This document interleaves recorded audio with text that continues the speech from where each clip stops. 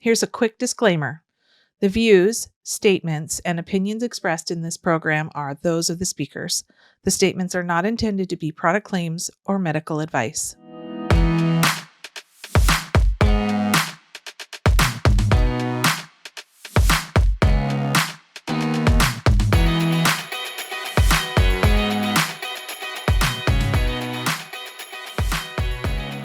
Home is everything to Ariel Kaye, founder of Parachute. What began in Los Angeles in 2014 as a digitally native brand, Parachute has since expanded beyond its roots of premium quality bedding to include essentials for all homes in the home. In the last 8 years, Ariel has evolved Parachute into a beloved home lifestyle brand with 26 brick-and-mortar locations in the U.S. Under Ariel's leadership, the brand has expanded internationally into Canada, cultivated a growing trade business serving thousands of interior designers, and collaborated on innovative product partnerships with Crate & Barrel, Nordstrom's, and celebrity designer Jake Arnold. Within the Parachute community, Ariel has created a culture committed to social responsibility, which extends from Parachute's team and partners to its customers and the planet. Parachute is proud to be a certified great place to work. Yay, love that. Ariel is deeply invested in sustainable practices, including climate, responsible materials, ethical manufacturing, and the brand's diversity, equity, and inclusion practices. She has participated in prestigious speaking opportunities with Fortune's Most Powerful Women Summit and Fast Company's Innovation Festival, and has been honored in prestigious awards such as EY's 2021 Entrepreneur of the Year Awards and 2021 Ad Age 40 Under 40 Awards. Hi, Ariel. Nice to have you today. Where are you? I'm in Los Angeles. Hello. Are you sunny? You're wearing long sleeves. Is it sunny? No, it's cold, and I'm wearing my office sweatshirt. Oh my goodness! Because I needed an extra layer. Yeah, it's a gloomy day. Is it cold? Is it like 80 degrees cold, or is it like No, 60 degrees cold? It's like 58 degrees cold. What it's cold. the heck? Yeah, it's cold. It feels like winter here, but luckily I'm surrounded by beautiful blankets and robes and all sorts of things that can keep me cozy in the office. So excellent. It could be worse. Well, I have to say, as I mentioned in the intro about you, there is a Parachute store just literally walking distance from my house. And so to have the opportunity to talk to you and learn a little bit more about what you're up to is pretty exciting. I love it when all of my guests tell us a little bit about their brand and their company. And so I'd love for you, in your words, just tell us a little bit about Parachute and what does the brand stand for as well?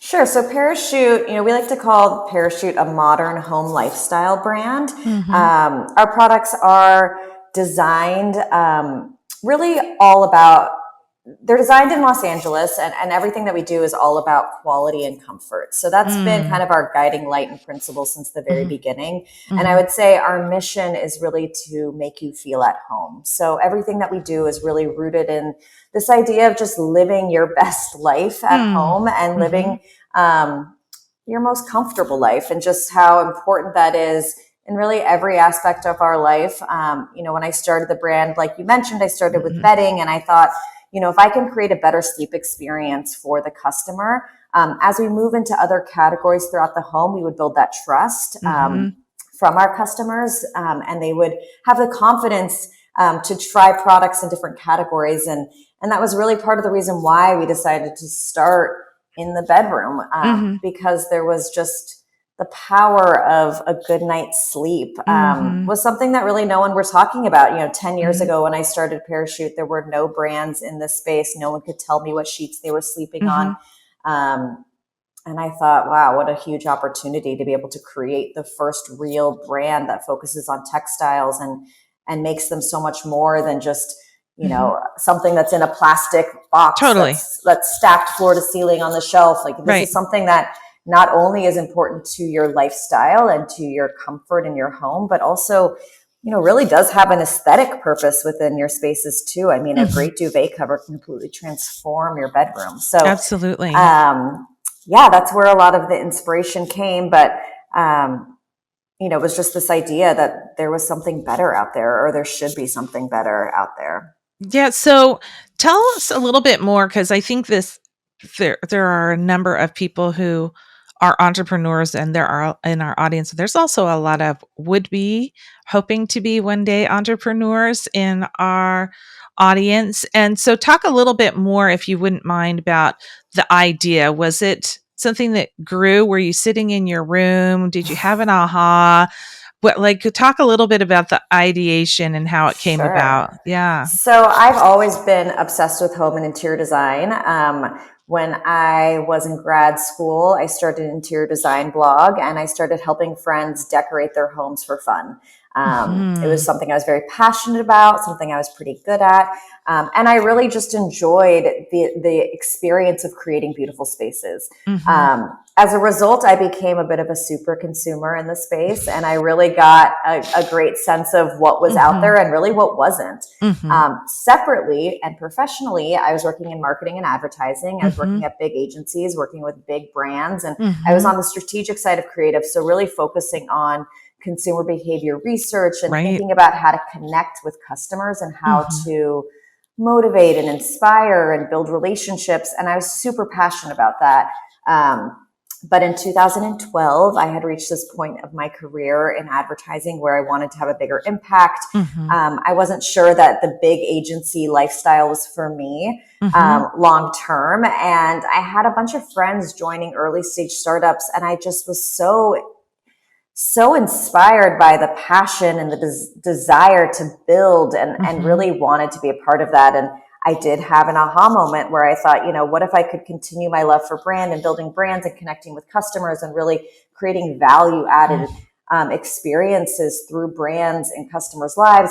But what if I could do that in the home space, and do that in a way that would connect my love for design and for home and merge those interests? And that was my aha moment. This was 2012, really at the beginning of direct to consumer. And I saw the success that, some of the early D2C businesses were having. But really I was most inspired by this new shopping model for customers, like this idea that you could get better quality products at a more affordable price just by cutting out the middleman and going directly to factories. And I, as a consumer, was like, yes, this is what I want too. And as I dug into the home category and looked at the landscape, I realized that there was just this massive opportunity here. And thought, if not now, when? So I'm curious.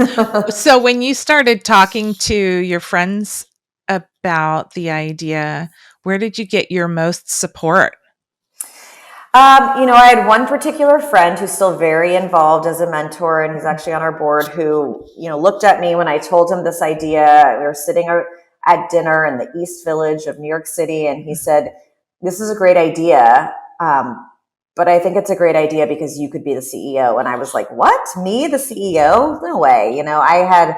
I had never really considered myself to be a founder CEO. I had this idea, and I thought, maybe there's other people I could partner with, or maybe this is already happening, or maybe this is an idea I could present to a bigger company. And I didn't really ever think that it would be me that would start it. But having that vote of confidence and encouragement was so powerful.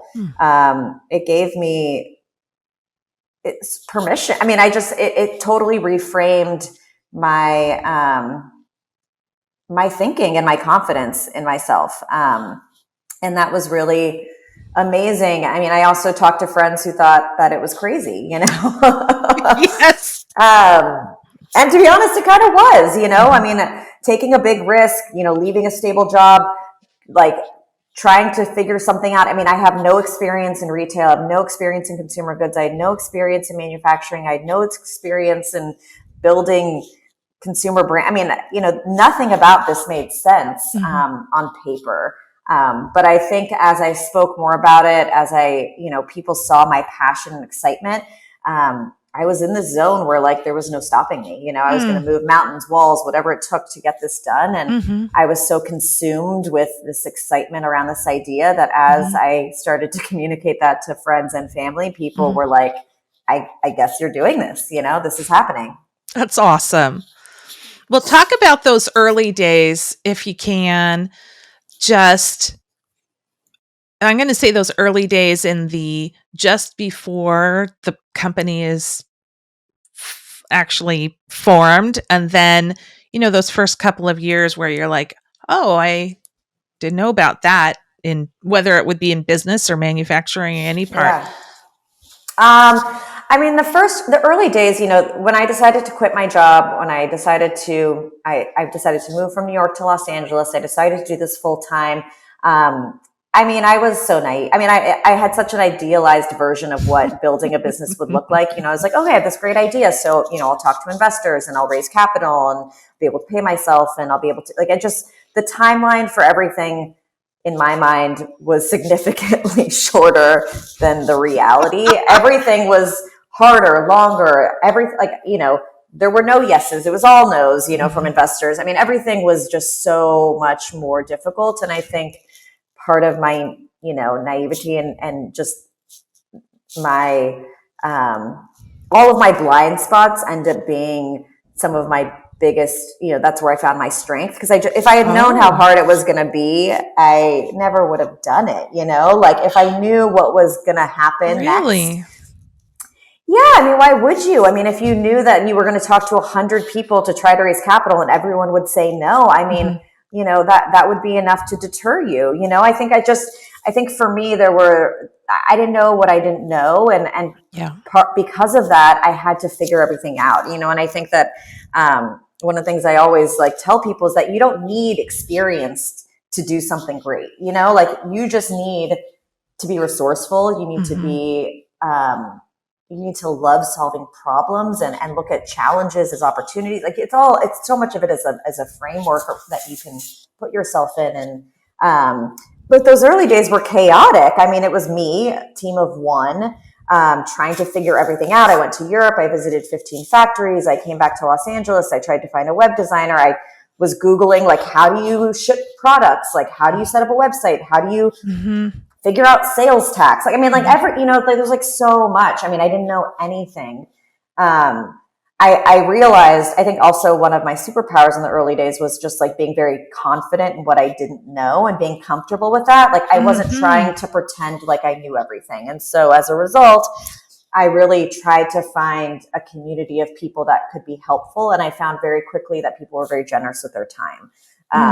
I also joined an accelerator program, which was how I was able to raise some capital in order to buy my first batch of inventory and pay for that website and really get to go. But, you know, that first year from leaving my job to launching the business, which was about exactly 1 year, it was 11 months almost to the date, you know, were some of the highest highs and the lowest lows. Like there were moments where I'd feel like this is going to be the biggest success. And then moments where I was like, I made the biggest mistake of my life, you know? So I think being comfortable with the uncomfort and discomfort and knowing that,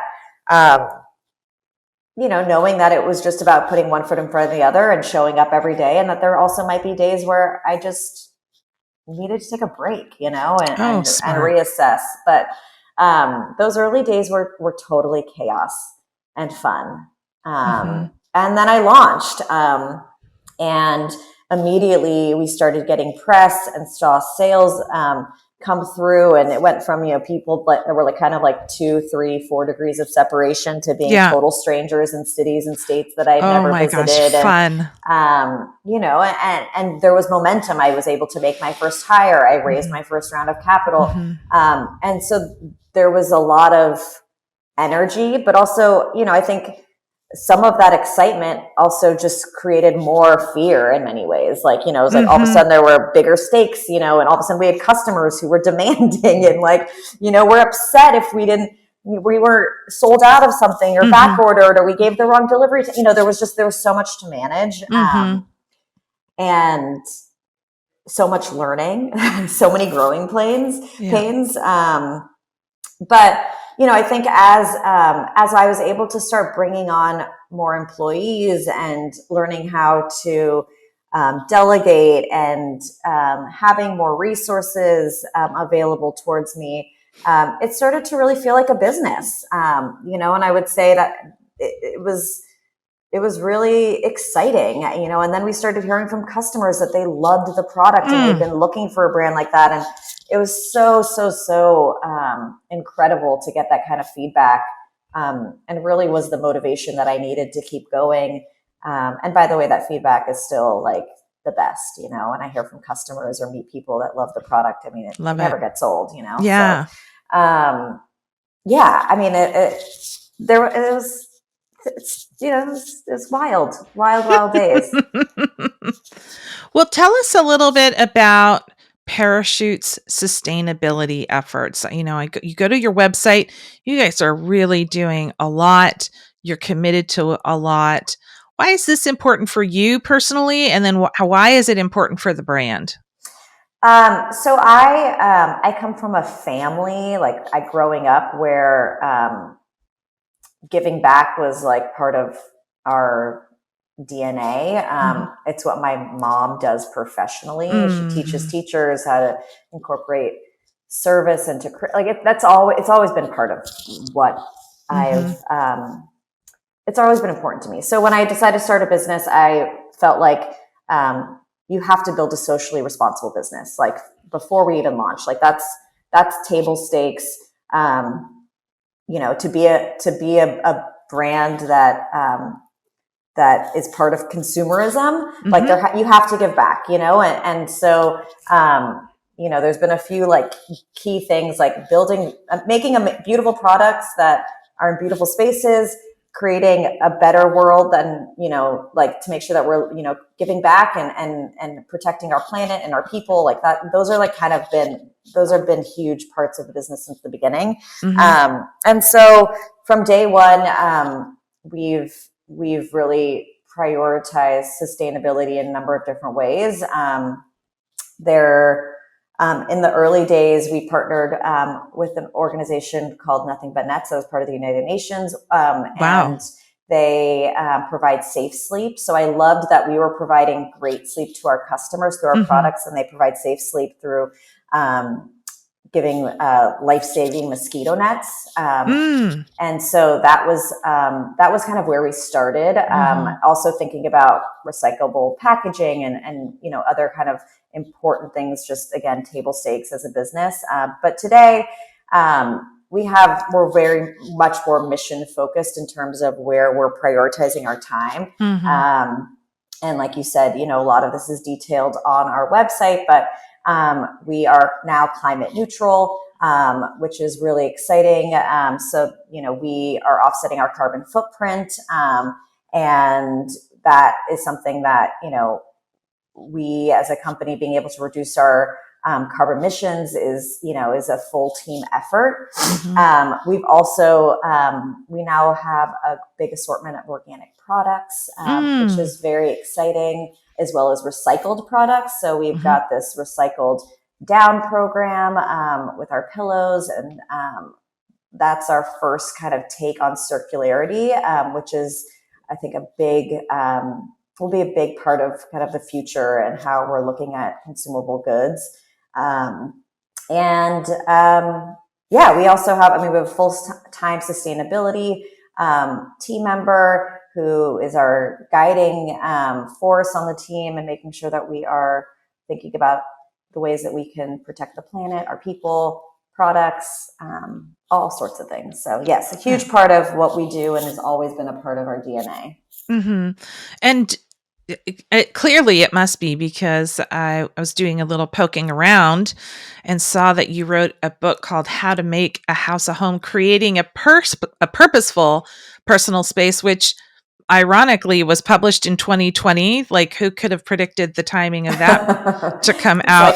Like week 4 of a global pandemic. I know. How crazy. I'm curious, in that book, has there been any new learnings since you published it because of the pandemic, or is it really more like, no, I believe in everything and it was all validated during COVID? What was that You about? know what? It was really all validated in COVID. I mean, I will say launching a book at the beginning of COVID when people are way more focused on COVID was, I mean, it was, I have almost forgotten that I launched a book because it was such a crazy time. Oh my but goodness. This book was a labor of love. And to be honest, there was no more perfect time for it to come out, because Right. so much of it was about that you don't need a bigger space. You don't need a new space. You don't need more. But it was really thinking about how you can make the most out of your space and live intentionally and look at your space and say, okay, how do I use this space? How can I use it to the best of its ability so that it can give back to me? And how can I repurpose things and just create so much more functionality within your living space? And there were so many tips that I was able to then share throughout COVID. People were looking to refresh with very limited, resources, because, there was only so much and you couldn't buy a lot of new things because everything was back, like all the stuff. Right. So there's all this stuff about, shopping your own home and how rearranging things can be so powerful to create just a fresh environment, and, things about lighting and plants and just things that are so practical and so easy and accessible, but really have a huge impact. And so, as sad as I was that I couldn't go on book tour and talk to people in person, I was so glad that I still had an opportunity to share. And I think the book is still just like a great resource for people, whether you are moving or thinking about just refreshing what you already have, which was part of the inspiration. Like, I find that every 6 to 9 months, I want to move things around and refresh and redecorate a bit, just because you spend so much time in your home, and especially during COVID, we all spent so much time at home that our homes became so much more than just homes. They were our office, they were our entertainment center, they were our gym, and they were our child's, there was so much happening within our walls. They were really working on overdrive. And so how you can think about using what you have is such a great thing to think about. I agree. And to me, it's just a little bit more of, what is the purpose of the brand? What is your personal purpose? And then extending it to your home and loving what you have is pretty great. I will say that I probably saw in my immediate circle more home renovations, literal demolishment and rebuilds, than I ever would have expected, which is not necessarily what you're suggesting. But that's really fun too. Yes, if you can. Yes. Not always a great environmental footprint, but this concept of, what kind of simple elements can you do, like moving things around and maybe just buying an element here or there rather than overhauling everything is not a bad way to go either. So I like that you're thinking, and what you're espousing is this idea of love what you got, and if it's not working for you, you don't have to overhaul, just look at it differently, right? Yeah, I mean, it's so incredible what moving a piece of art from one room to the next can do, or moving pillows around, or just adjusting kind of how you're thinking about lighting within a space. These are tiny little things that pack a huge punch, and it's they can completely give a new life to a piece that you may feel like you're sick of, or just want to refresh. But if you just move it, it all of a sudden looks totally different. So yeah, love that. Yeah. Well, so I have this question that I would like to ask, kind of going back to the business and moving away from the book, and this is coming up from the COVID. That's what I'm going to do. I was going to start calling it the COVID. I'm curious, during these last few years, if there's been something that has gone sideways that ended up turning into something beautiful within the business. Do you have a story where I wanted something to go this way, or I was expecting something to go this way and it didn't, and I was upset in the moment, and yet here's how it impacted either my employees or myself or my business? Do you have something like that you can share? Yeah, I mean, I think, when you're building a business, there's a lot of things that you do that you've never done before. And some of those go well, and some of those you learn from and you try it again a different way. I think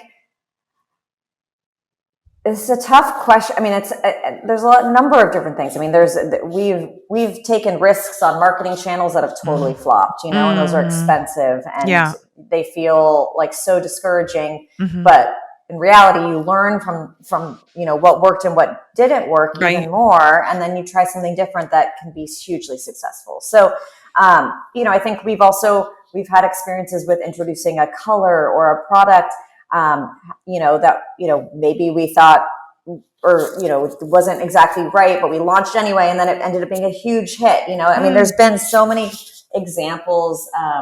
Even being a remote company, which has been challenging in some ways, has become hugely successful for us in other ways. And, people are really excited about the flexibility and, are able to work hours that make more sense for them. And I don't know. I think it's a tough question to be asked. Probably a lot. There's so much. But I guess my high level answer to that is that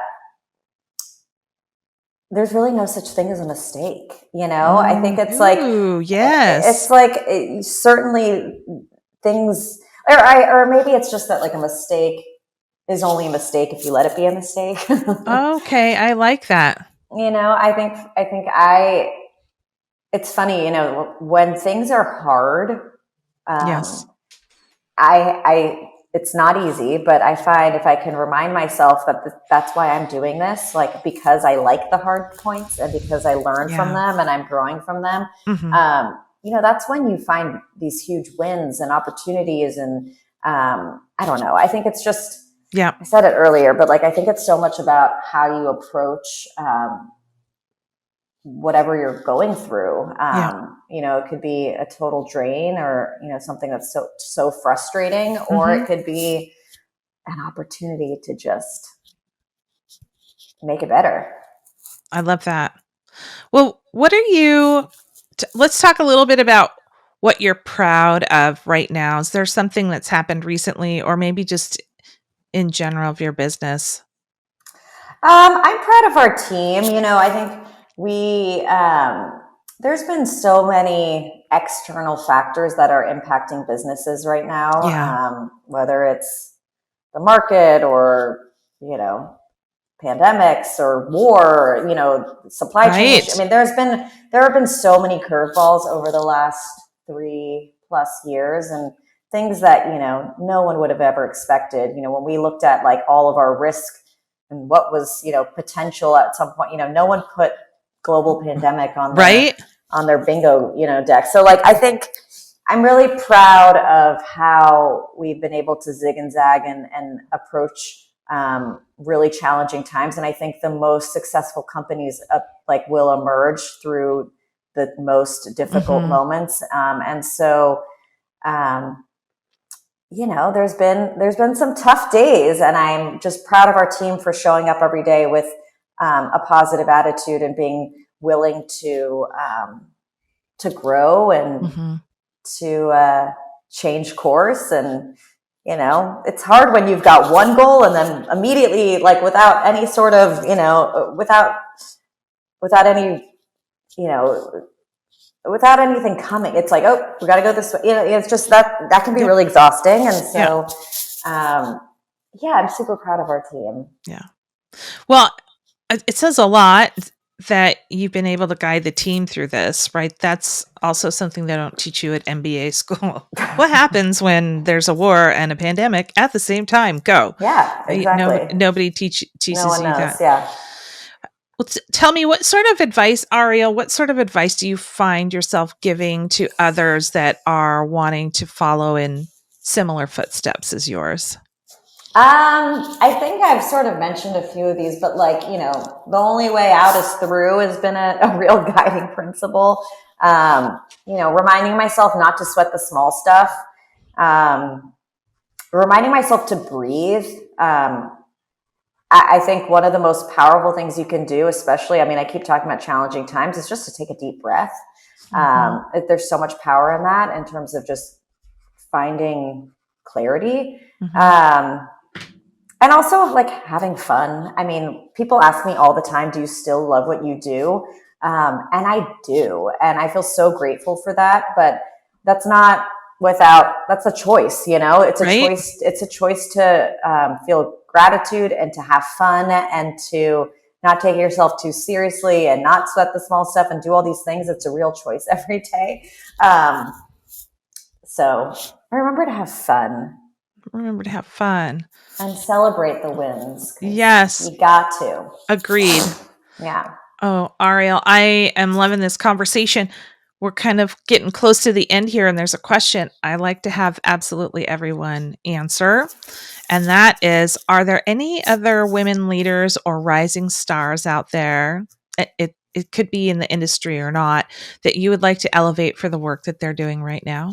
Sure. Well, I'm really grateful to have a group of extremely close girlfriends who are all founders. I'm actually having dinner with all of them tonight, so they're all very top of mind. But they're some of my biggest cheerleaders and also the people that inspire me the most. And I just I'm obsessed with their companies and customers and all of that. And having friends who are founders has been one of the most important parts of being a founder myself. And so I would say my friend Meg, who's the founder of Dorsey, which is an incredible jewelry brand, which everyone should be shopping from. Janessa Leone, who has her hat brand that has her same name. The founders of Parallel, the vitamin company. I mean, there's just so many great gals in my life that are truly the best and keep me sane. And it's really fun to be able to be on these entrepreneurial journeys together. So everyone check out all of those brands. Yes, I love that. Wow. We've been talking with Ariel Kaye, founder of Parachute. Ariel, where can people learn a little bit more about you and your company and what you're up to? Well, you can follow Parachute at Parachute Home on all of the social channels. All of them. We're all there.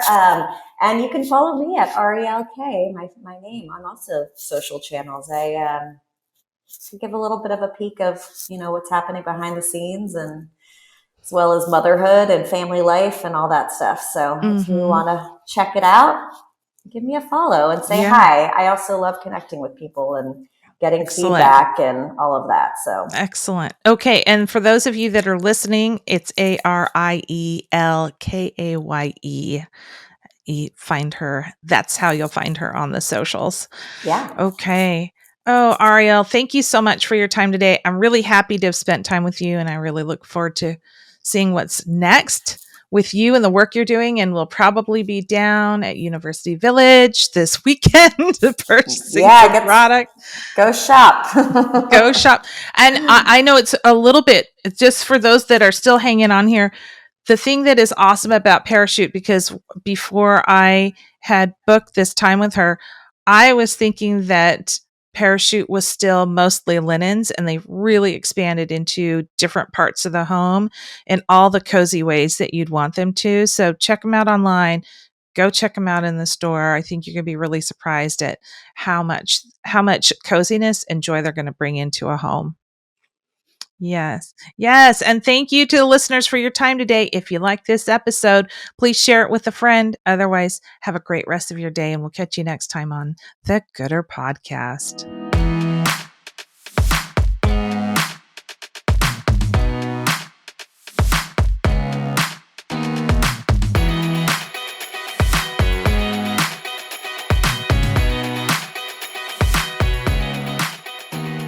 Produced by Heartcast Media.